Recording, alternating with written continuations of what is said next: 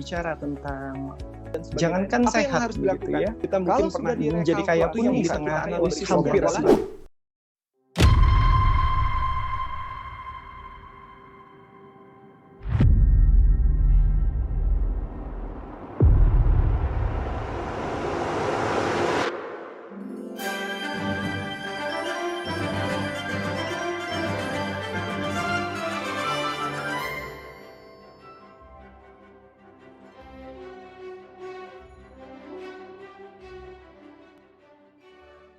Kita mungkin pernah bukan. Dr. Genis Ginanjar yang biasa disapa Dr. Genis merupakan seorang dokter yang juga menggeluti bidang jurnalistik dan bisnis, khususnya di bisnis properti. Dr. Genis lulus dari Fakultas Kedokteran Universitas Padjadjaran pada tahun 2002. Kemudian beliau langsung melanjutkan pendidikannya ke program profesi Fakultas Kedokteran Universitas Padjadjaran pada tahun yang sama dan lulus pada tahun 2005. Sejak tahun 1999, Dr. Genis telah aktif membuat karya tulis yang diterbitkan di media cetak nasional. Karya tulis pertama yang berhasil beliau rampungkan adalah karya berjudul Guruku Sayang, Guruku Malang, yang diterbitkan pada Koran Republika pada tahun 1999. Hingga tahun 2012, Dr. Genis telah menulis 18 karya tulis yang diterbitkan di media massa.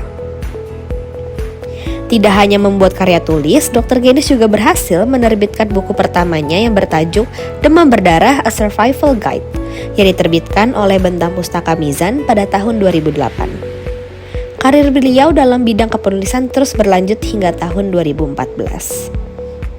Tidak hanya menggeluti bidang sains, Dr. Genis juga melebarkan sayapnya ke bidang bisnis. Stereotip bahwa dokter tidak memiliki opsi pekerjaan lain selain melayani pasien dan praktik di klinik berhasil dipatahkan oleh Dr. Genis. Pada faktanya, Dr. Genis merupakan CEO dari Pesta Gagasan Inc., founder dan owner dari Flow Delis Cafe, dan CEO dari Kanaya Investama dan merupakan bagian dari tim leader Properti Pro. Bismillahirrahmanirrahim. Assalamualaikum warahmatullahi wabarakatuh. Waalaikumsalam warahmatullahi wabarakatuh. Waalaikumsalam warahmatullahi wabarakatuh. Selamat malam Dr. Genis, selamat malam teman-teman semua. Selamat malam. Pada hari ini, hari Selasa ya, tanggal 11 Oktober, kita akan melaksanakan atau mengadakan sebuah wawancara kepada Dr. Genis yang merupakan salah satu alumni dari FK Unpad. Sebelumnya perkenalkan dulu dokter, kami dari kelompok fase 25 masa bimbingan Kanesia 2022 dari Fakultas Kedokteran Unpad.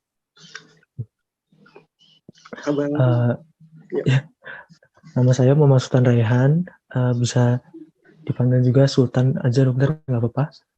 Terus nanti juga ada partner saya yang akan membantu dalam membimbing berjalannya acara, yaitu Keisha. Mangga Keisha, bisa perkenalan dulu. Assalamualaikum dokter, perkenalkan nama saya Azhara Kahisha, tapi saya biasa dipanggil Keisha. Oke, jadi mungkin tadi karena kita udah berkenalan juga ya dok, jadi sesi perkenalannya bisa kita lanjutkan saja. Lalu untuk sesi selanjutnya yaitu tentang ini ya, boleh masuk ke, saya izin untuk masuk ke wawancaranya ya dok. Silakan Sultan. Baik, oh ya sebelumnya dokter boleh sedikit menceritakan tentang profil singkat saja dokter dari Dr. Genis. Siap, terima kasih Sultan dan teman-teman semua yang hadir. Nama saya Genis Ginanjar ya, saya anak kedua dari 3 bersaudara. Saya masuk ke Fakultas Kedokteran itu di tahun 98 ya, jadi sudah berumur ya, sudah cukup berumur. Saya berasal dari SMA 1 Bekasi teman-teman. Jadi saat ini saya masih aktif di bidang kesehatan, terutama di bidang jurnalistiknya ya teman-teman. Saya menulis di beberapa media cetak nasional begitu. Saya juga membuat buku dan menjadi editor begitu di beberapa terbitan Fakultas Kedokteran Unpad.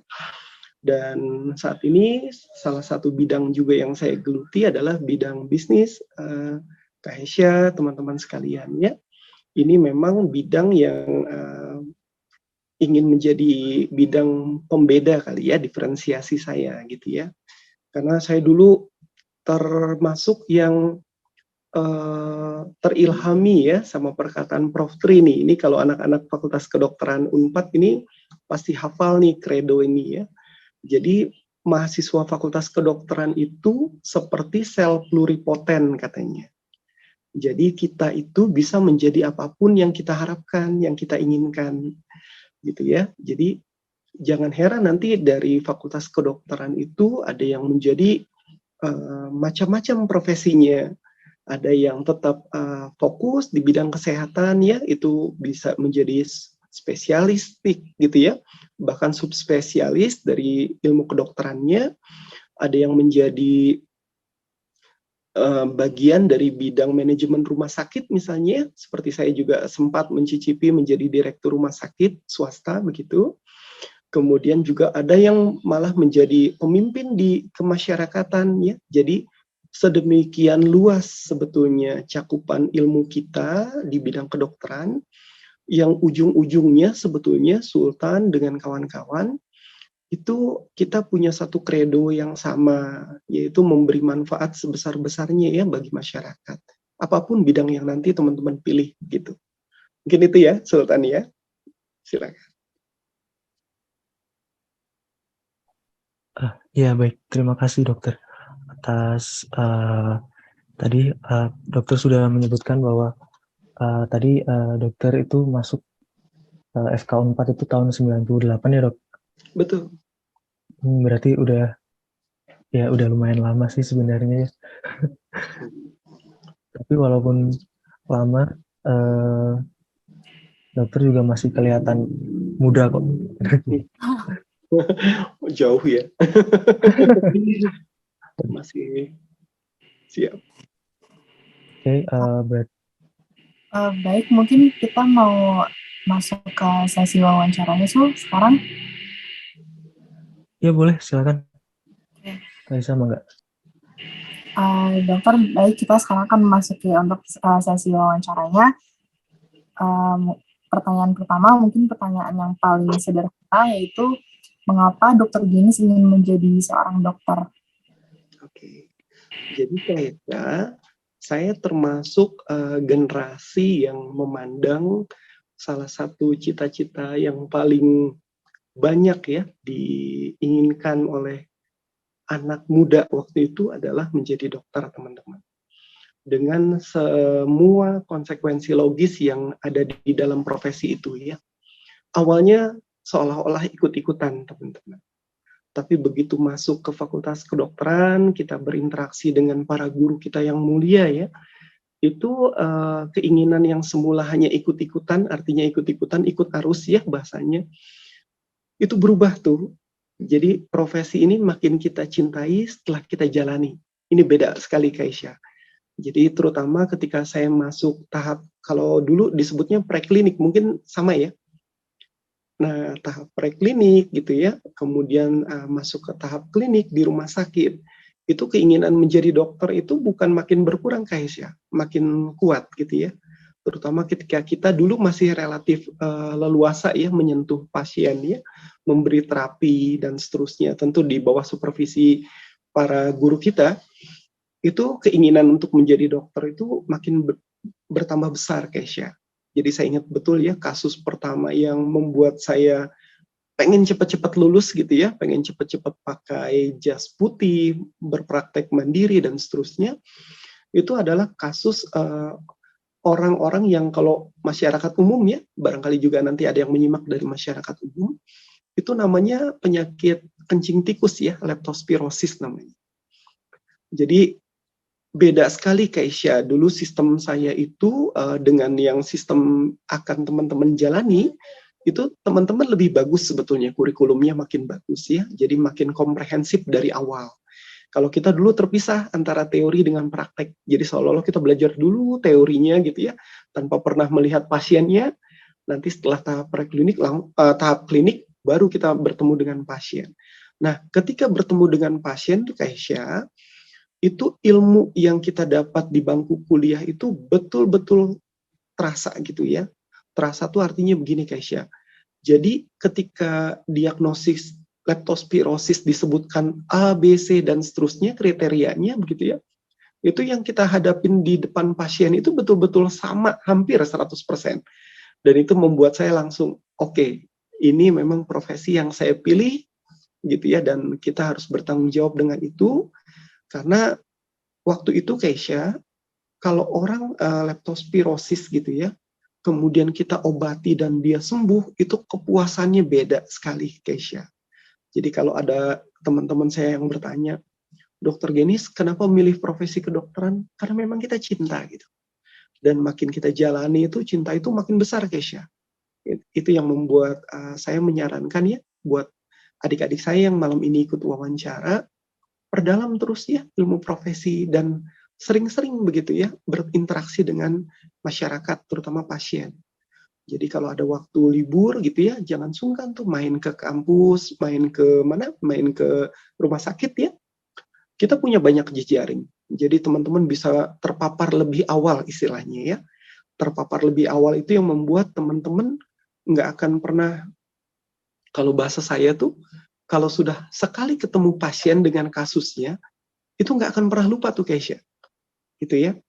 Begitu juga ketemu dengan pasien kasus jantung ya, kemudian kasus-kasus kidney ya, untuk penyakit ginjal dan seterusnya. Itu ketika kita udah bertemu, waduh itu rasa-rasanya pengen cepet-cepet lulus gitu ya, pengen cepet-cepet praktek mandiri gitu.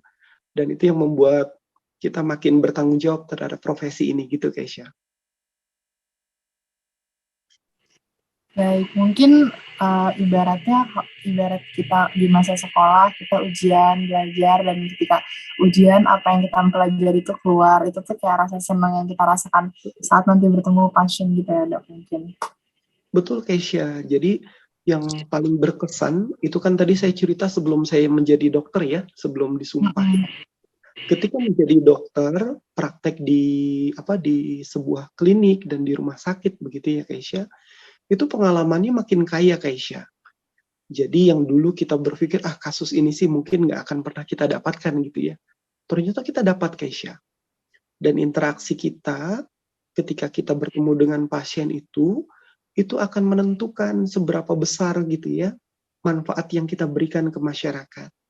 Jadi saya ingat betul ya pesan ibu saya dulu, kamu nanti manggil saya kan AA ya, karena saya dari keluarga Sunda ya.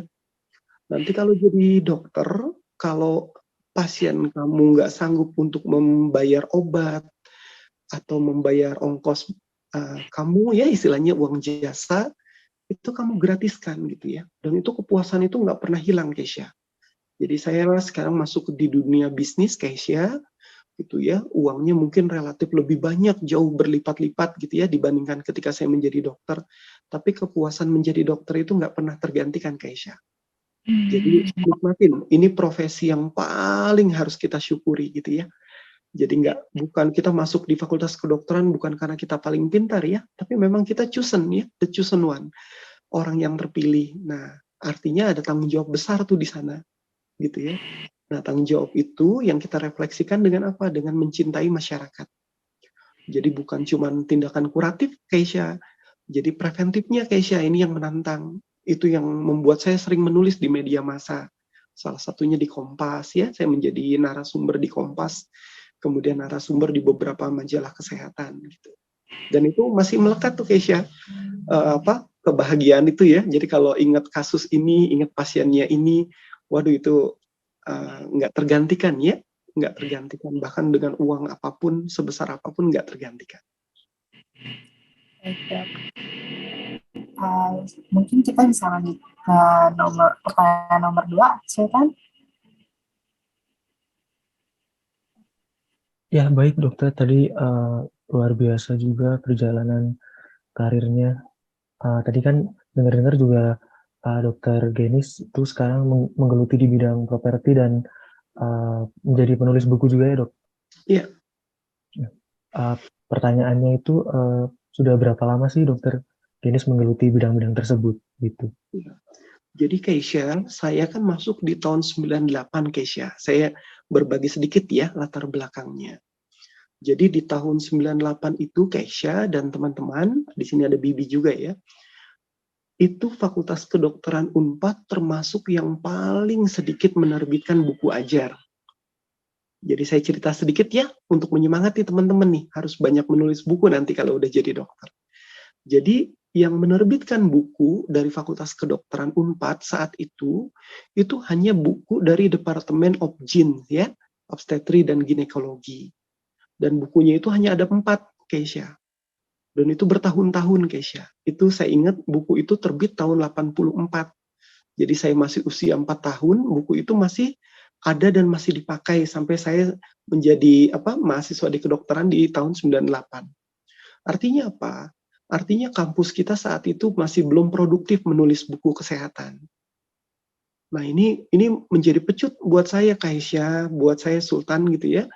Saya bertekad waktu itu, kalau saya nanti ditakdirkan untuk menjadi dokter, saya akan membantu alma mater saya untuk bisa menerbitkan banyak buku ajar. Begitu ya. Dan itu nggak saya tunggu sampai saya jadi dokter, Sultan, Keisha, Bibi ya.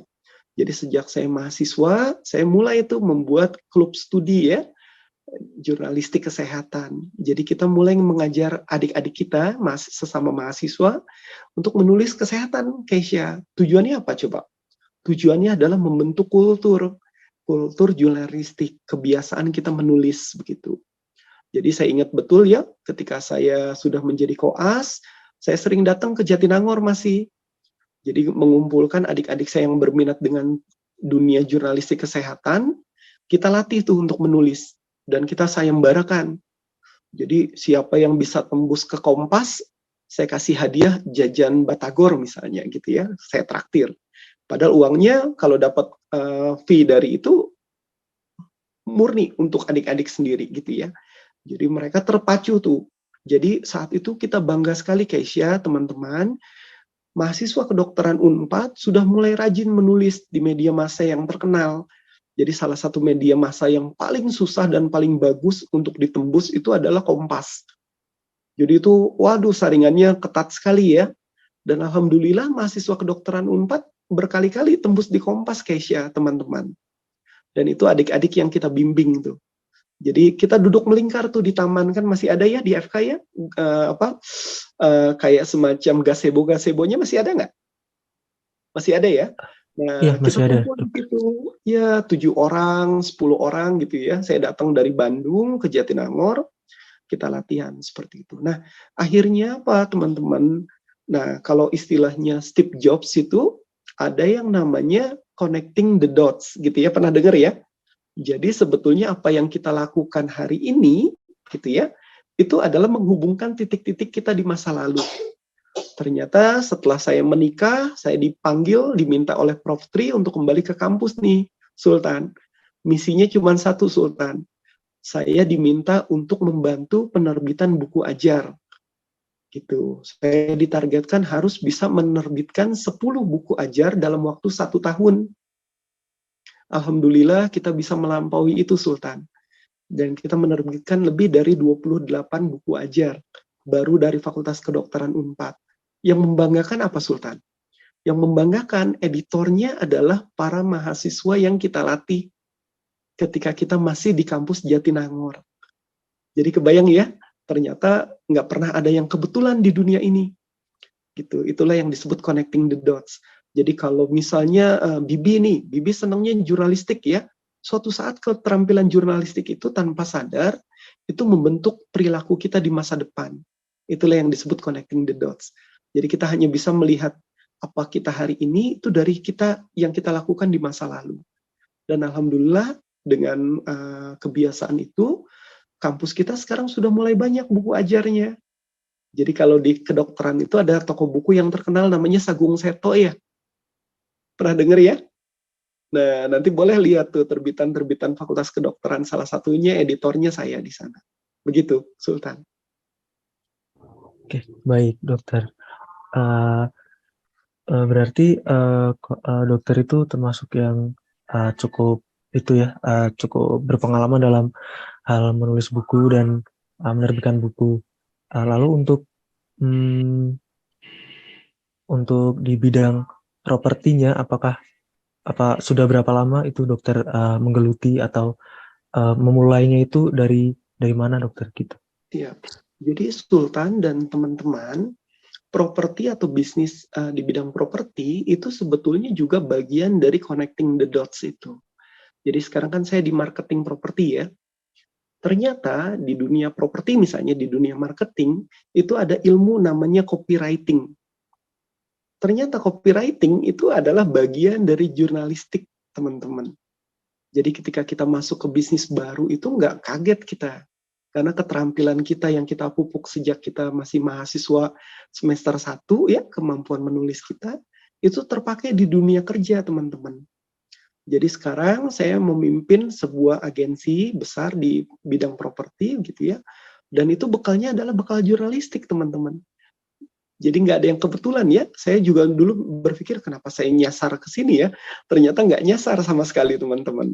Ternyata semua keterampilan yang kita pupuk waktu kita masih menjadi mahasiswa semester 1 bahkan itu akan bermanfaat gitu. Kemudian di bidang bisnis kita harus jago public speaking-nya ya. Itu terlatih ketika kita masuk ke dunia kemahasiswaan misalnya. Saya kebetulan juga sempat ya diamanahkan menjadi ketua senat ya, kalau sekarang BEM ya. Saya menjadi ketua senat, itu public speaking kita latih di sana. Ternyata terpakai di dunia kerja. Jadi kalau bahasa saya ke Sultan dengan teman-teman, kalau di kampus kita nggak boleh sekedar menjadi kutu buku nih. Sayang sekali. Betul ya? Enaknya bergaul sebanyak mungkin, berorganisasi seluas mungkin, begitu. Kenapa? Nanti di dunia kerja, kita menjadi orang yang sudah siap kerja, gitu ya. Siap bekerja. Jadi, yang terlatih di kampus, itu ketika menjalani profesi apapun, dia tidak akan canggung, teman-teman. Hanya adjustment aja, hanya penyesuaian kecil-kecil aja. Kalau bahasa teman-teman yang masih milenial atau generasi Z mungkin tipis-tipis aja penyesuaiannya gitu ya. Tapi kalau kita kutu buku atau nggak bergaul di kampus gitu ya, ketika masuk dunia kerja shock barangkali. Karena di dunia kerja tuh banyak hal yang nggak pernah diajarin di kampus, teman-teman. Gitu. Tiba-tiba shock culture kita ya. Begitu. Oh, baik. Jadi di FK4 ini kita nggak semata-mata hanya belajar kedokteran saja, tapi diharuskan mempunyai soft skill di bidang lain juga ya dokter ya? Betul, Kang. Dan itu terasa sekali nanti manfaatnya. Baik, dokter. Sebelumnya kan dokter sudah menjelaskan alasan mengapa dokter menjadi menggeluti di bidang properti dan juga penulis. Terus ada pertanyaan selanjutnya, Dok. Masih berhubungan sama yang tadi, pengalaman apa yang paling berkesan selama dokter bekerja sebagai seorang dokter, sekaligus juga sebagai seorang penulis dan pengusaha di bidang properti, Dok? Iya, saya mulai dengan bidang kesehatan dulu ya. Jadi saya ingat betul ya, saya lulus dari kedokteran itu, alhamdulillah teman-teman, pagi kita di wisuda, sorenya itu sudah banyak lamaran tuh. Jadi saya nggak pernah melamar kerja ya. Jadi instansi itu yang merapat begitu ya ke kita. Jadi tawaran untuk kerja di Malaysia, kemudian tawaran kerja di Lampung ya, tawaran kerja di Bandung itu bertumpuk. Kok bisa gitu ya Keisha? Jadi sementara yang lain mencari kerja mungkin sulit gitu ya, lulusan lain, kita malah disuruh memilih salah satu. Kan kita nggak mungkin kerja di Malaysia sambil kerja di Lampung misalnya. Agak sulit ya terbang-terbang seperti itu. Nah itu dapatnya dari mana? Itu dapat dari bangku kuliah, teman-teman. Relasi yang kita bangun, ya jejaring yang kita bangun, itu membuat kita mudah untuk bisa diterima dan bekerja. Itu yang pertama. Nah, ketika kita dalam tanda petik ya, Keisha, itu membanting setir ke dunia bisnis, itu saya ingat betul tuh. Sekali lagi nasihat dari Prof. Tri ya, kita harus jadi yang terbaik, teman-teman. Jadi ketika saya memimpin sebuah agensi properti begitu ya, kita berkali-kali ya, bertahun-tahun juga menjadi yang terbaik Aisyah. Sampai developer terbaik di Indonesia itu bilang, ini dokter Genis betulan dokter atau bukan ya? Kok dia ngerti dunia properti? Sebetulnya buat kita itu, di orang-orang kedokteran, itu tidak aneh ya, karena kita kan pembelajar cepat ya, Kang Muas ya. Jadi orang-orang yang pernah dididik menjadi dokter itu pribadinya harus tangguh teman-teman. Dan harus fleksibel, juga pembelajar cepat. Ini yang membedakan. Saya bangga betul ya dengan didikan. Dulu di sekolah kita, di kampus kita, itu kan kesannya kejam sekali ya. Coba deh lihat deh SKS kita, kalau masih ada sistem SKS. SKS kita tuh lebih banyak, berkali-kali lipat dibandingkan dengan jurusan lain, betul ya?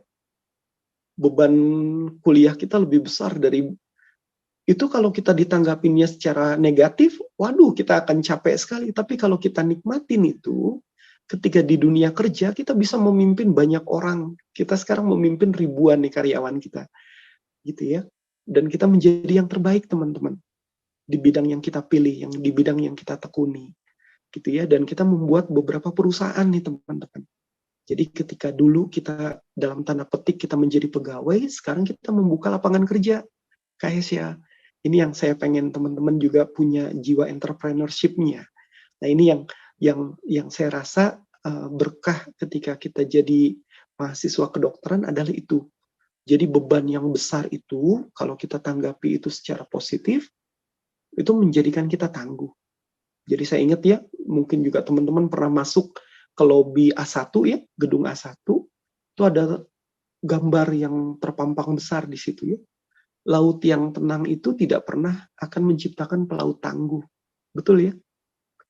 Jadi kalau teman-teman ngerasa kayak dilamun ombak sekarang, karena memang teman-teman sedang dididik untuk menjadi pelaut yang tangguh. Jadi kalau teman-teman mau tenang sih, perahunya sandarin aja di dermaga tuh. Insya Allah nggak akan kena ombak besar ya. Tapi bukan alasan itu ya perahu diciptakan. Gitu.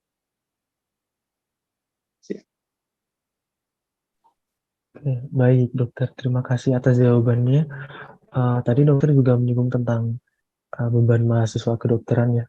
Jadi saya dan teman-teman juga sudah mulai merasakan ombaknya ya teman-teman ya. Yang lumayan besar juga ya. Dari semester 1 pun sudah harus kita lewati gitu. Lalu untuk pertanyaan selanjutnya itu, tadi kan dokter sudah bercerita tentang bagaimana dokter itu, lalu bagaimana pengalamannya, lalu kalau lalu pertanyaannya, apakah dalam menggeluti bidang tersebut, dokter maupun menjadi pengusaha, apakah dokter Ganis pernah mengalami kesulitan, kejenuhan, atau merasa lelah? Apabila dokter pernah merasakan hal-hal tersebut, bagaimana cara dokter menghadapi hal-hal tersebut tadi? Gitu dokter. Terima kasih Kang Sultan ya. Jadi pernah nggak sih kita merasa jenuh dan lelah? Tentu ya. Kita apalagi dengan beban yang sedemikian besar gitu ya, sejak mahasiswa gitu ya. Itulah ya alasan kenapa kita harus banyak berinteraksi dengan sahabat-sahabat kita, dengan teman-teman, bahkan di luar lingkungan Fakultas Kedokteran, teman-teman. Jadi, kalau bahasa mudahnya, Kang Sultan, teman-teman yang lain juga, kita harus punya hobi. Nah, hobi ini yang akan membuat kita sedikit, kalau bahasa anak sekarang mungkin short escape ya. Jadi hobi saya itu adalah bergaul dengan manusia gitu ya, dengan orang-orang. Dan yang kedua, hobi membaca. Jadi kalau saya lagi bosen nih Muas, teman-teman ya, Kang Sultan juga, Rehan, itu saya kemana coba? Saya lari ke Fakultas Sastra, teman-teman. Jadi saya yang sering kabur ke Fakultas Sastra. Kenapa? Karena di sana itu hobi saya tersalurkan. Membaca-baca buku puisi gitu ya, membaca buku-buku sastra. Itu short escape. Jadi cukup 30 menit aja, setelah itu balik lagi ke kampus tuh udah seger lagi gitu ya. Yang pertama. Yang kedua, ketika di dunia bisnis itu tantangannya lebih berat lagi Kang Sultan ya. Jadi kalau di dunia bisnis itu yang paling kita khawatirkan itu adalah competitiveness-nya ya.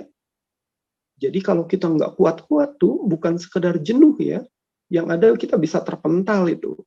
Nah, ketika kita lagi dalam suasana tertekan seperti itu, Sultan, Kita ingat tuh, dulu waktu kita menjadi dokter ya, menjadi koas terutama, koasistensi itu, rasa-rasanya tantangannya lebih berat deh.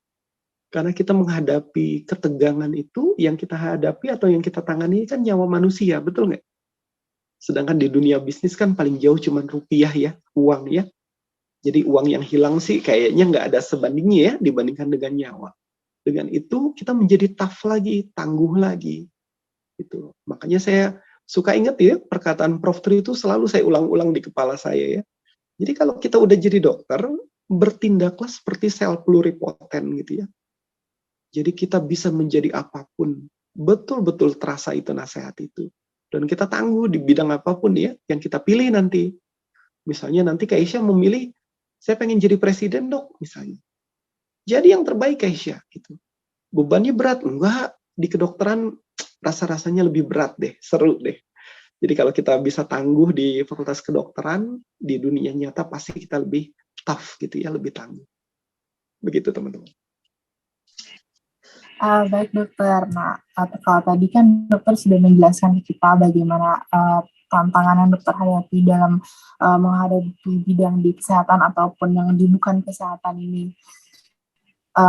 Lalu kalau menurut dokter, bagaimana sih cara menumbuhkan rasa keinginan atau rasa penasaran untuk mengeksplor bidang-bidang lain selain di bidang kedokteran bagi kami sebagai mahasiswa kedokteran? Gitu, dok. Ini pertanyaan yang saya tunggu-tunggu, namanya curiosity ya. Jadi yang membuat teman-teman berbeda dengan orang lain, dengan mahasiswa lain, di kedokteran itu curiosity itu langsung berdampak pada apa? Pada kualitas layanan. Contoh ya, saya kasih yang contoh boleh ya? Saya ingat betul ya, saya seumur Kahesya itu, saya mimpi suatu malam ya, suatu malam saya nggak bisa tidur nih di kamar kos saya. Nggak bisa tidur karena bunyi nyamuk, Kahesya. Wing, wing, wing, wing. Saya bilang ini nyamuk kok nggak berhenti-berhenti gitu ya, padahal udah kita semprot dan seterusnya. Ternyata dapat ilham tuh. Dapat ilham di situ kayak, nah ini saya mau cerita ini, saya kalau cerita ini pasti teman-teman akan takjub ya, betapa hebatnya Tuhan ya. Kayaknya pernah nggak menyadari, kalau anggap kita di satu ruangan ya, nih contoh menumbuhkannya ya, ada Kaisya, ada Sonia, ada Sania ya, ada Farina di sini misalnya, ada 3 orang nih. 3 orang ini golongan darahnya berbeda nih. Misalnya Kaisya O, Sonia A, dan Sania itu AB misalnya. Kemudian ada satu nyamuk nih, menggigit kalian bertiga dalam waktu yang tidak terlalu berjauhan jaraknya. Kebayang ya? Jadi Sonia digigit, Sania digigit, Azahra digigit. Nah, kita kan pernah belajar nih tentang teori inkompatibilitas dari golongan darah. Artinya golongan darah yang tidak sejenis boleh nggak disatu-satuin? Nggak boleh ya? Kenapa? Karena bisa terjadi koagulasi ya. Pernah nggak teman-teman berpikir, apakah ada nyamuk yang mati setelah mengisap 3 jenis darah yang berbeda? Jadi setelah mengisap darah Azahra atau Kaisya, kemudian mengisap darahnya Sonia, mengisap darahnya Sania, nyamuknya mati langsung. Karena terjadi aglutinasi itu. Pernah nggak berpikir? Kan nggak pernah ada ya. Nah, paginya Kaisya, ilham ini saya sampaikan ke profesor biokimia, ya guru kita. Prof, saya tahu nih, saya bilang begitu. Selama ini PMI itu punya tantangan. Nih lihat ya, kalau ini dijadiin riset, teman-teman dapat Nobel nih. Saya doakan. PMI itu selalu kekurangan stok darah tertentu, benar nggak? Makanya suka ada yang ngechat kan, kekurangan darah A.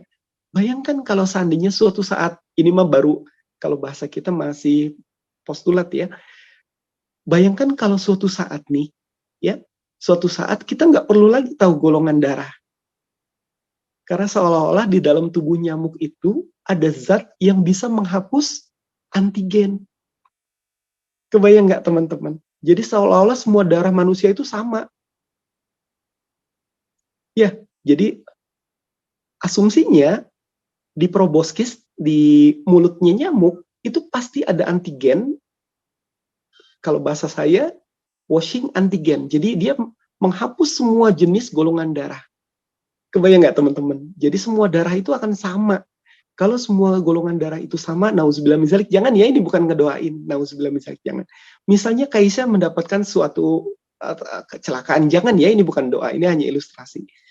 Darah, apapun jenis darah Kaisya, itu bisa disumbang oleh darahnya Sultan, boleh disumbang oleh darahnya Sonia, boleh disumbang oleh darahnya Sania, tanpa harus memikirkan jenisnya. Ini baru asumsi ya. Tapi kebayang nggak dari itu apa jawaban profesor kita waktu itu? Namanya Prof. Nur Halim Sahib ya. Pernah dengar Prof. Nur Halim? Beliau bilang apa coba teman-teman? Kalau kamu tekuni penelitian ini dan ternyata asumsi kamu benar, kamu bisa jadi dapat Nobel Prize. Karena berapa juta nyawa yang terselamatkan dengan penelitian ini, kebayang ya? Itulah Kaisya yang saya sebut menumbuhkan curiosity. Itu hanya baru satu jalan Kaisya. Kebayang nggak kalau Kaisya selalu diskusi dengan Bibi, dengan Sania, dengan Sonia. Diskusi banyak hal. Kebayang ya, itu bisa menstimulasi kreativitas kita. Yang berujung pada research, ya, riset ilmiah. Dari awalnya itu keingintahuan, curiosity itu. Nah, itu berujung pada dampaknya itu adalah di layanan kesehatan ke depan. Itu baru satu contoh tuh Kaisya.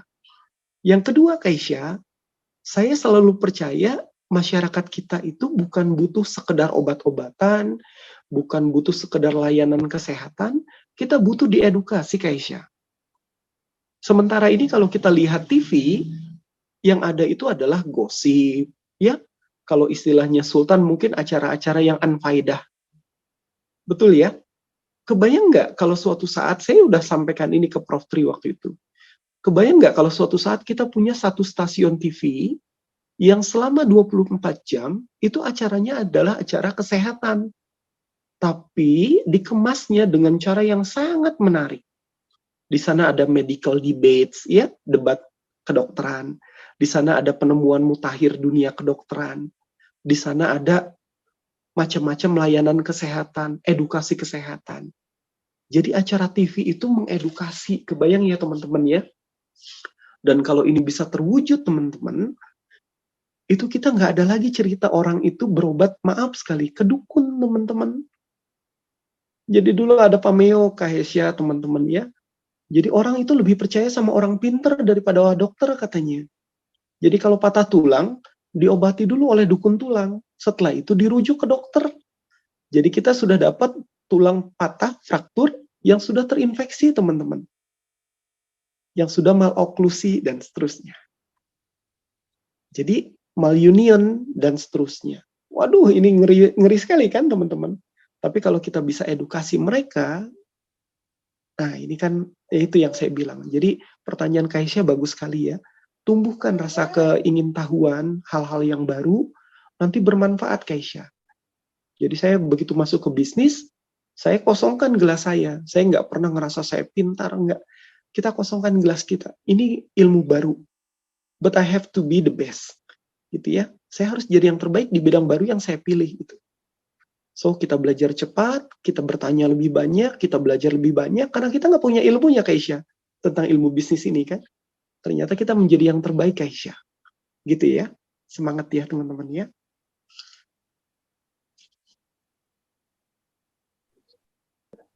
Terima kasih dokter atas motivasinya juga ya, sarannya juga. Sebenarnya saya juga pernah kepikiran seperti itu dokter. Kenapa nyamuk itu ya bisa nyedot beberapa orang tanpa mengalami gangguan gitu. Tapi karena keterbatasan pengetahuan, jadi saya hanya menyimpulkan itu sebagai takdir saja sebenarnya. Gitu. Teman-teman nih, terutama buat sahabat-sahabat kita yang beragama Islam ya, itu ada di satu ayat di Al-Quran ya, dan Tuhanmu, artinya Tuhan kita, pencipta kita, itu tidak malu untuk menciptakan hewan seperti lalat, atau yang lebih rendah dari itu. Dan para ulama menyebutkan yang lebih rendah dari lalat adalah nyamuk, teman-teman. Coba nanti dibuka Al-Qur'annya ya. Ini berlaku juga untuk agama lain pasti ya, ada banyak hikmah gitu, ada banyak kebaikan. Ternyata nyamuk itu sudah ada di Al-Quran, teman-teman. Dan bisa jadi hikmahnya itu. Saya mendoakan ya, teman-teman yang mau wawancara saya hari ini, meneruskan riset itu. Kalau itu bisa jadi ya, teman-teman bisa jadi produk ya. Aduh, itu luar biasa, teman-teman. Contoh lagi ya, nih karena pertanyaan bagus Keisha, saya kasih contohnya agak banyak nih. Dan biar teman-teman semangat jadi dokternya. Teman-teman tahu apa yang paling menakutkan dari limbah rumah sakit? Itu adalah limbah logam. Ya, logam berat. Misalnya gini deh, gampangnya. Teman-teman tahu bahwa sphygmomanometer, tensimeter lah kalau bahasa kita ya sekarang. Tensimeter itu dulu yang paling akurat adalah yang menggunakan bahan raksa. Betul nggak, Sonia? Tapi bahayanya tahu kan, kalau seandainya raksa itu, maaf ya, kan kita kadang pendaur ulangannya nggak betul ya. Dibuang saja ke selokan. Tahu bahayanya apa logam berat itu kan? Tapi karena kita pengen membuat lingkungan ini lebih baik, Prof. Nur Halim itu menciptakan bakteri pemakan logam, teman-teman. Luar biasa ya. Dan itu menjadi paten, teman-teman. Jadi limbah rumah sakit yang bentuknya logam, itu diciptakan bakteri yang bisa menghancurkan atau mencerna logam. Kebayang nggak, teman-teman, hebatnya? Jadi sebetulnya di dunia kedokteran nih, teman-teman ya, Sonia, teman-teman termasuk Sania, kalau kita mau kritis, mau membuka diri, banyak membaca, banyak diskusi nih, kayak Kaesya tadi pertanyaannya, waduh, inspirasi itu datangnya nggak usah jauh-jauh, teman-teman, dari sekitar kita saja. Banyak sekali inspirasi gitu ya. Dan itu bisa membuat kita apa? Makin mencintai dunia kedokteran. Gitu. Jadi kalau ditanya, Dokter Genis terjun ke bisnis karena nggak suka ya sama ilmu kedokteran. Terbalik. Karena saya jatuh hati sama kedokteran, makanya saya terjun ke bisnis gitu ya. Karena dengan dunia bisnis properti, kita bisa menasehati para developer untuk membuat rumah yang sehat. Siapa yang tahu kriteria rumah sehat? Kita ya, betul nggak? Kalau developer bikin kamar asal-asalan ya, luasan per meter perseginya untuk per orang tidak diketahui, siapa yang bertanggung jawab? Kita ya. Itu alasan kenapa developer sekarang, salah satunya ya Keisha, kalau mau mengedukasi selalu melibatkan para dokter, termasuk di produk yang saya tawarkan sekarang. Jadi dokter itu jadi brand ambassador, bukan untuk disuruh jualan, bukan. Tapi untuk mengedukasi pola hidup yang lebih sehat, gitu ya. Jadi di dalam rumah itu harus sehat, teman-teman. Sirkulasinya, cross ventilation-nya, gitu ya. Pencahayaannya, iluminasinya, air yang dikonsumsi, dan seterusnya. Itu ada semua di ilmu kedokteran kita, teman-teman. Dan mereka pasti nggak lebih pintar dari kita harusnya. Kebayang ya? Ini buat nyemangetin ya, bukan untuk jadi sombong, bukan. Nah, kalau kita nggak terjun ke sana, akhirnya dibuatlah rumah yang asal-asalan. Ya, rumah yang berdempet-dempetan, ventilasinya kurang, pencahayaannya tidak optimal. Waduh, itu sayang sekali. Jadi hidup masyarakat kita nggak sehat sejak dari rumah, kan sedih ya. Begitu, teman-teman. Oke. Baik dokter, terima kasih jawabannya. Tapi seperti yang kita tahu bahwa orang-orang itu kan memiliki comfort zone-nya sendiri-sendiri kan. Jadi mereka itu takut untuk keluar dari zona nyamannya itu. Jadi kalau menurut dokter nih, kenapa sih mereka takut keluar dari zona nyamannya mereka, dan kalaupun mereka menjadi tidak takut, apa yang menyebabkan mereka itu bisa keluar dari zona nyamannya mereka sendiri gitu. Ya, terima kasih. Ini pertanyaan bagus berikutnya nih. Jadi teman-teman, betul nggak sih ada zona nyaman sebetulnya? Pernah nggak sih kita ngedengar bahwa tidak ada yang tetap di dunia ini, yang tetap di dunia ini hanya satu, perubahan. Setuju nggak teman-teman? Artinya kalau kita ngerasa, sudah begini aja udah cukup, nggak akan bisa, pasti terdisrupsi. Nah, ini bahasanya agak sedikit canggih ya, tapi yakin teman-teman mahasiswa kedokteran cepat nih menangkap ini. Ada istilah namanya disrupsi sekarang, teman-teman. Jadi disrupsi itu adalah satu keadaan yang menghapus atau menghilangkan keadaan sebelumnya. Di dunia bisnis sudah banyak nih contohnya. Misalnya ya, saya kasih contoh 2 aja nih buat Sultan nih. Misalnya gini Sultan. Dulu Sultan, kalau kita hobi fotografi, kita harus punya alat, ya. Salah satunya namanya adalah film, ya. Film itu untuk merekam gambar Sultan. Dulu saya beli kamera yang pakai film, namanya kamera analog, itu mahal sekali Sultan. Sekarang kamera itu sudah hampir tidak ada lagi. Ada sebagian hanya untuk hobi ya. Tapi yang lebih banyak dipakai apa? Kamera digital ya. Kenapa kamera digital? Karena ringan, cepat, bisa memproduksi lebih banyak, menyimpan lebih banyak, dan seterusnya. Beda dengan kamera-kamera analog. Ya, itu terdisrupsi. Akhirnya kamera analog pelan-pelan akan hilang gitu ya. Karena makin mahal. Ya, kalau diproduksinya tidak massal lagi akan makin mahal. Yang kedua nih, misalnya di dunia kedokteran, ilmu yang dulu dianggap benar, itu sudah tidak akan berlaku lagi sekarang. Contoh ya, kita masih ingat nih, sejarah mikroskop. Mikroskop dulu pakainya monokuler. Masih ada loh dulu, waktu zaman saya tuh di lab parasitologi. Mikroskop yang hanya dipakai dengan satu mata, satu batang. Ya, dengan cahaya alami dari matahari tuh. Ya, itu namanya mikroskop monokuler. Dari penemuan mikroskop monokuler, dulu dianggap sel darah merah itu adalah bakteri atau parasit. Itu kan terbatas ya, karena ilmu dulu masih sangat terbatas kan. Ternyata dengan penemuan mikroskop binokuler, bahkan ada mikroskop elektron sekarang, baru ketahuan itu adalah sel darah merah sebetulnya, bukan parasit. Kebayang ya teman-teman ya? Nah, makin canggih, itu akan banyak mengalami disrupsi keseharian kita. Jadi teman-teman ya, Bibi, Sonia, Sania, kemudian Muas, kita harus selalu stay relevan. Harus selalu relevan teman-teman. Caranya gimana kalau bahasa anak sekarang mungkin up to date ya. Kalau kita nggak relevan, kita akan ditinggalin oleh zaman. Setuju ya? Contoh nih, sekarang saya tanya nih, siapa yang kemana-mana sekarang masih pakai buku yang bentuknya fisik? Mana yang lebih banyak, penggunaan buku fisik atau buku digital sekarang? Digital mungkin dok. Digital ya. Kebayang Keisha, teman-teman ya, kalau era saya dulu bawa satu buku namanya buku Dorlan, itu kan besarnya seperti bantal tuh, beratnya kan. Kalau buku di kedokteran itu rata-rata tebalnya seperti itu. Itu kan nggak efektif ya, nggak efisien, benar nggak? Tapi dengan teknologi ya, dengan teknologi digital sekarang, Keisha itu bisa bawa ribuan buku hanya dalam satu gadget, betul ya? Nah, kalau kita nggak relevan, kita masih begitu saja mempertahankan, nggak mau berubah gitu ya, kita akan ketinggalan. Dengan buku digital kan updatingnya cepat ya, Keisha. Gitu. Jadi buku fisik nanti mulai ditinggalkan. Makin ditinggalkan. Koran akan mulai hilang dari peredaran. TV pun akan lenyap, Keisha. Digantikan dengan channel-channel seperti YouTube, ya, podcast, dan segala macam. Acara TV itu akan lenyap pelan-pelan.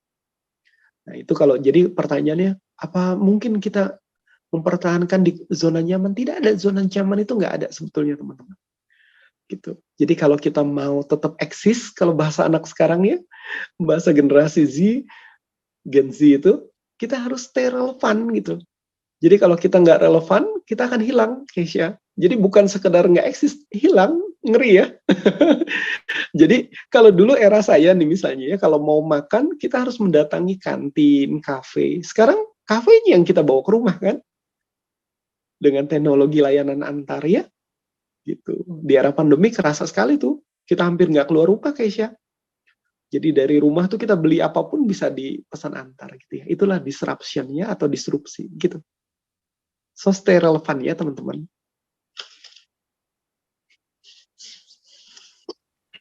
Baik dokter, terima kasih atas responnya. Untuk pertanyaan selanjutnya, kami sebagai mahasiswa yang kelak nanti akan menjadi dokter, kalau menurut dokter Geni di sini kompetensi apa saja sih yang harus kami miliki dan apa yang dokter Geni harapkan dari kami sebagai mahasiswa untuk nanti menjadi future doctors gitu dok. Ya, teman-teman, jadi kalau kita sudah memilih jalur profesi ini, harus totalitas ya.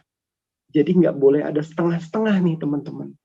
Jangan sudah di fakultas kedokteran, pengen lagi nyoba ke fakultas teknik. Jangan ya, sayang. Nah, kenapa? Karena berhubungan dengan pertanyaan Kak Hesya tadi. Kompetensi apa yang dibutuhkan? Kan gitu ya. Pertama, kompetensi yang sifatnya ilmiah. Ini wajib nih teman-teman menguasain ini. Mudahnya gini, teman-teman. Kalau teman-teman diminta untuk menguasai bidang ilmu, wajib ngerti banget kalau bahasa saya begini, teman-teman. Jadi kalau ditanya tentang ilmu kedokteran, Keisha harus lebih paham dibandingkan masyarakat umum. Itu wajib banget. Jangan sampai masyarakat umum jauh lebih pintar daripada Keisha. Tentang dunia kedokteran ya, ini nggak boleh nih. Jadi kita harus dalam dan luas. Wah, ini ngeri nih. Misalnya gini Keisha, nanti kalau Keisha jadi dokter, di era digital sekarang, di era internet sekarang, itu pasiennya nggak lagi pendiam Keisha. Dia akan bertanya banyak sekali tentang dunia kesehatan. Dan Keisha bagian yang mengkoreksi atau membetulkan informasi salah yang mereka terima dari internet. Itu yang pertama ya. Jadi kompetensi ilmiah kita yang sesuai dengan basis keilmuan. Yang kedua, kompetensi komunikasi Keisha. Saya melihat lulusan kedokteran, sekarang sih sudah membaik menurut saya, itu yang kurang adalah kemampuan kompetensi komunikasinya. Jadi kita nggak boleh Keisha di era sekarang itu menjadi dokter yang pasif ya. Karena kalau kita pasif, pasti peran ilmu kesehatan itu diambil alih orang-orang yang tidak berkompeten di bidang ini. Contoh dukun tadi. Ya, kalau kita tidak aktif menerangkan ke masyarakat bahayanya patah tulang itu kalau dibalut dengan, maaf nih Keisha ya, kalau di kampung itu wah ngeri sekali. Dibalut dengan pelepah pisang ya, yang udah jelas kotor ya, tanahnya, lumpurnya dan seterusnya. Dibalut lagi dengan tali-tali plastik, digunting sembarangan dan seterusnya, darah berceceran tidak tertangani dan seterusnya. Itu akan yang mengambil alih itu mereka, bukan kita. Kebayang nggak itu bahayanya? Gitu ya. Jadi kompetensi komunikasi, mengkomunikasikan ilmu kedokteran ke masyarakat itu wajib kita kuasain.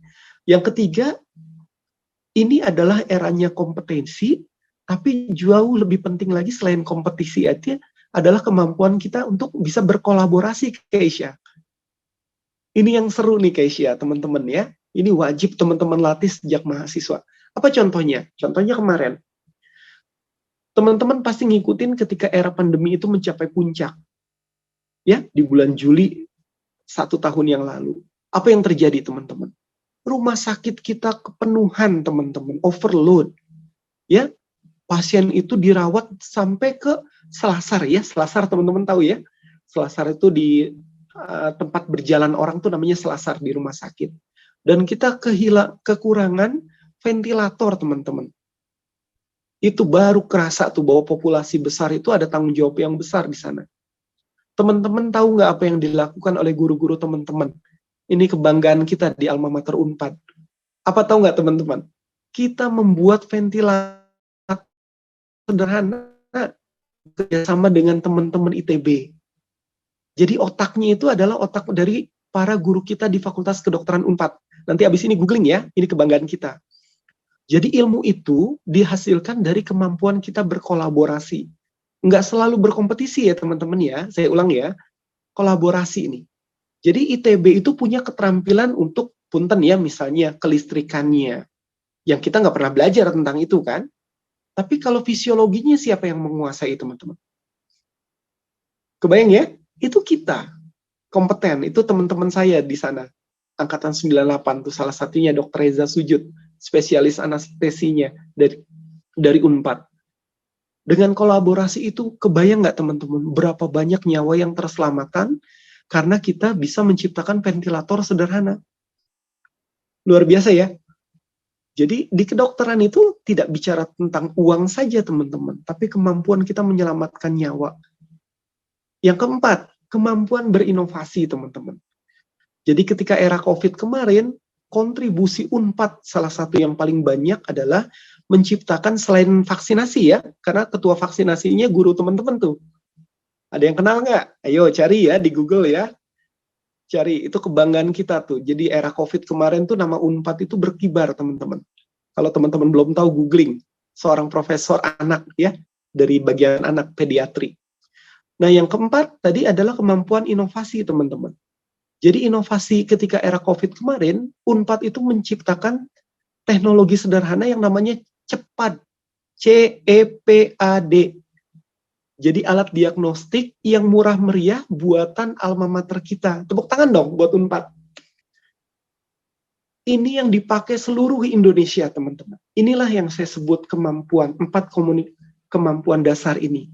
Kalau KHSIA punya ini, teman-teman punya ini, kita bukan sekedar survive, teman-teman. Kita akan menjadi leader, ya.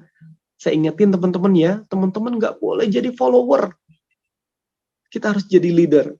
Leader itu memberikan manfaat lebih besar, menciptakan inovasi, membangun kolaborasi, dan memiliki kompetensi untuk berkomunikasi, teman-teman.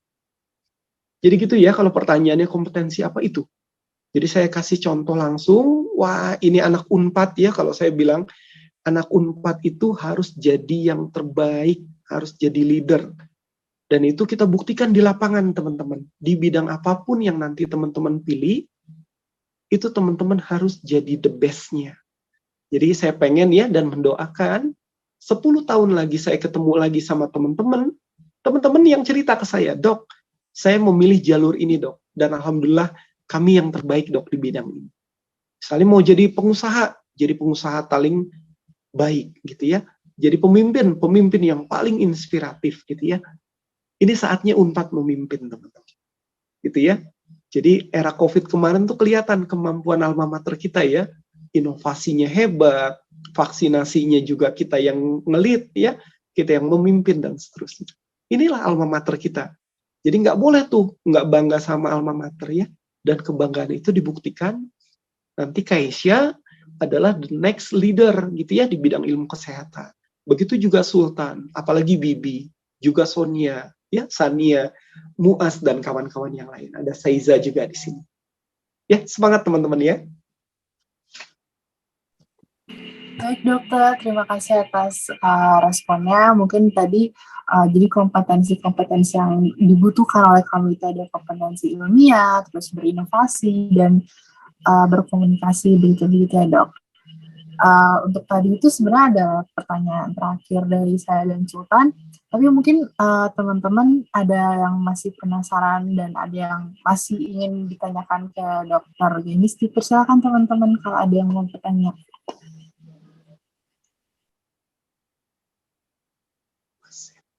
Dari Muas barangkali ya, sudah resen. Boleh Muas, silakan. Oke, baik, terima kasih kepada teman-teman. Punten dok, setelah mendengar penjelasan dokter yang sangat saya tempat terwah tadi dok, sangat nggak bisa berkata-kata dok. Jadi dok, ada beberapa pertanyaan saya dok yang mungkin relevan juga sama saya dok. Ini soal tentang diri dokter itu kan, dokter kan biasanya kalau orang ke dokter kan ya jadi dokter yang kayak klinisi gitu, yang spesialis mungkin. Nah, tapi dokter berpikir dokter ingin menjadi seorang jurnalis juga yang banyak menerbitkan buku, terus juga menjadi seseorang pengusaha di bidang properti. Kita pernah nggak dok mendapat kayak semacam mendapat komen negatif gitu dok, atau respon orang-orang sekeliling dokter bagaimana, kayak dari keluarga gitu, atau mungkin dari teman-teman dokter gitu, responnya bagaimana dok? Sama itu dok, kadang-kadang saya juga ada keingin tahuan tentang sesuatu dok, cuma tuh tak kenapa kayak cuma sekedar pengen tahu aja, terus kayak sekedar jadi pertanyaan doang, dan kenapa tuh malas nyari jawabannya gitu dok. Padahal kan bisa aja dok, dari pertanyaan itu berpotensi kayak yang dari dokter sempat cerita, padahal bisa bermanfaat buat banyak orang dok gitu. Gimana caranya biar kita nggak menyerah sama keingintahuan kita dok akan sesuatu. Itu dok, dua pertanyaan saya dok. Terima kasih dok. Keren banget ya. Jadi teman-teman, ketika kita memilih jalur yang tidak umum, itu pasti ada penentangan ya, termasuk saya dari keluarga besar ya. Jadi keluarga besar itu kan pengen kita jadi spesialis gitu ya. Itu kan harapan yang wajar sekali, betul ya teman-teman ya. Dan itu kan kebanggaan ya buat orang tua melihat anaknya jadi dokter spesialis. Tapi saya juga ingin memberikan perspektif yang lain gitu ya. Karena dokter itu kan core-nya itu bukan hanya di bidang pengobatan, setuju nggak teman-teman? Ada di bidang edukasinya gitu ya. Ada pemimpin komunitasnya. Ya, teman-teman tahu ya konsep 5-star doctors ya. Ya, 5-star doctors ya. Udah pernah baca? Belum? Oke, habis ini baca ya, biar seru ya. Jadi, salah satunya dokter itu memang terlatih secara genuine, secara alami itu, kita adalah pemimpin komunitas, teman-teman. Jadi kalau dokter itu jadi pemimpin ya, seperti kita memimpin perusahaan banyak, itu aneh nggak teman-teman? Sebetulnya nggak aneh, karena memang dilatihnya seperti itu. Ada nggak dokter yang bisa kerja sendirian di ruang operasi, teman-teman? Saya dokter bedah nih, saya mah dokter bedah terhebat di Indonesia gitu ya. Udah, kalian pada pulang semua gitu ya, yang anestesi saya, yang nyiapin alatnya saya, yang ngejahit saya sampai nutup lukanya semua saya, kalian pulang aja, saya sendirian. Ada nggak yang begitu teman-teman? Nggak ada ya. Kita terlatih untuk menjadi pemimpin, menyiapkan dari awal from A to Z, itu yang pertama. Yang kedua, jadi penentangan itu wajar teman-teman, tapi bantu dengan menjelaskan. Jadi nggak perlu berdebat dengan keluarga, tapi jelaskan. Saya memilih jalur ini, misalnya ya, saya kan sudah berpraktek sebagai dokter itu lebih dari 15 tahun. Ya, saya udah jadi dokter. Sekarang saya pengen mencoba dunia yang relatif baru. Baru buat sebagian orang ya, buat saya itu sejak saya mahasiswa saya udah jadi pengusaha, teman-teman. Jadi pengusaha itu saya nulis ya. Saya nulis, saya terbitin ke media, saya dapat uang gitu ya. Dengan itu kita bisa beli buku, kita beli macam-macam gitu ya. Stetoskop pertama saya itu, Littmann ya, yang termewah itu saya dapat dari mana coba teman-teman? Itu dari hasil saya menulis buku di Kompas, artikel di Kompas. Saya bisa beli, saya ingat dulu harganya mahal sekali. Saat itu kan saya bukan dari keluarga kaya, Muas. Jadi ketika kita bisa beli stetoskop Littmann seharga 750.000, saya bangga sekali. Sekarang mungkin udah mahal kali ya stetoskop harganya ya. Gitu. Itu dapat dari jurnalistik, Muas. Nah, yang kedua nih, Muas. Ini pertanyaannya bagus sekali nih. Bagaimana cara kita mengembangkan curiosity itu sampai menghasilkan sesuatu kan gitu ya. Ini yang disebut kemampuan kita bernafas panjang. Jadi kalau kita sekedar pengen tahu, akhirnya berhentinya apa? Jadi produk nggak? Enggak ya. Sekarang nih Prof. Tri nih senang dengan istilah hilirisasi riset. Pernah dengar nggak teman-teman? Jadi kalau riset itu hanya berhenti di teori, nggak menjadi produk, itu bagus nggak, Kang Mas? Jangan ya. Ini contoh nih. Satu lagi nih ya, karena pertanyaannya bagus, saya kasih hadiahnya contoh nih. Teman-teman tahu ya, bahwa untuk menaikkan trombosit, untuk penyakit denggi, ya, DHF ya, penyakit demam berdarah gampangnya, itu kan banyak caranya teman-teman. Ya, ada yang mulai dengan menaikkan dosis vitamin C-nya, ada yang menggunakan angkak. Angkak tuh kayak jamu-jamuan Cina gitu, Kahesa. Jadi kalau teman-teman di lapangan nanti ya, jangan kaget kalau udah jadi dokter, pasien teman-teman bawa angkak dari rumah, biar trombositnya cepat naik. Itu kalau kita nggak tahu dasar ilmiahnya, itu kan bahaya ya. Nah, curiosity itu dibangun dari situ. Jadi kita harus bisa ngejelasin kenapa angkak itu bisa menaikkan jumlah trombosit, teman-teman. Kenapa jambu batu bisa menaikkan jumlah trombosit, teman-teman. Dari situ nanti ketahuan mana yang fakta, mana yang mitos. Betul ya? Makanya di kedokteran dikenal dengan istilah EBM, Evidence Based Medicine. Jadi nggak boleh tuh sekedar kata orang-orang ini bermanfaat, kata orang-orang ini bermanfaat. Kalau dokter yang bagus nggak begitu ya, Muas, keren ya. Jadi dokter yang bagus dia punya risetnya, Muas. Jadi kalau Muas nanti ditanya, Dokter Muas kenapa sih trombosit itu bisa naik kalau kita banyak minum vitamin C dari jus jambu batu misalnya. MUAS nggak boleh bilang, saya juga nggak tahu sih ya Bu ya. Sebenarnya kata orang-orang sih begitu. Enggak, itu ada risetnya. Saya menulis buku tentang demam berdarah, teman-teman. Dan itu langsung di-approve sama dokter spesialis penyakit dalam, teman-teman. Yang menunjukkan bahwa yang kita tulis di buku itu benar. Itu yang disebut evidence-based medicine. Jadi buku itu ketika kita lemparkan ke masyarakat, teruji, proven, ilmiah dia. Gitu ya teman-teman ya. Nah jadi keinginan tahuan kita nggak boleh berhenti, pengen tahu ini akan jadi seperti apa, nggak boleh. Itu harus bergerak sampai jadi produk teman-teman.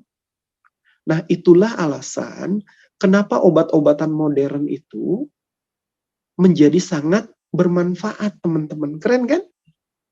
Ini contoh ya, contoh nih. Masyarakat mungkin berpikir kalau kita minum obat, begitu kita telan gitu ya obatnya, itu obatnya bekerja seperti apa, kita nggak pernah ngasih tahu ke masyarakat.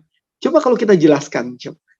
Misalnya bagaimana obat Lipitor itu menurunkan kadar lemak dalam pembuluh darah. Itu kan keren banget ya.